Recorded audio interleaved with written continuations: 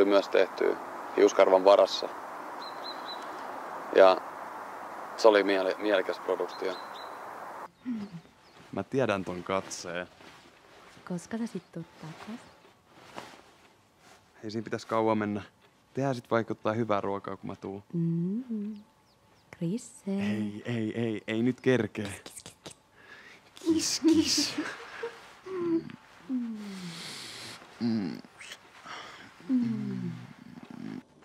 Anteeksi, että vähän venähti. Ihanaa, sä oot tehnyt ruuankin valmiiksi. Vitsi, kun tuoksuu hyvältä. Voinko mä aloittaa? Ota ihmeessä, ettei jäähdy. Sitä paitsi sulla on varmaan ihan hirveä nälkä. Et arvaakaan.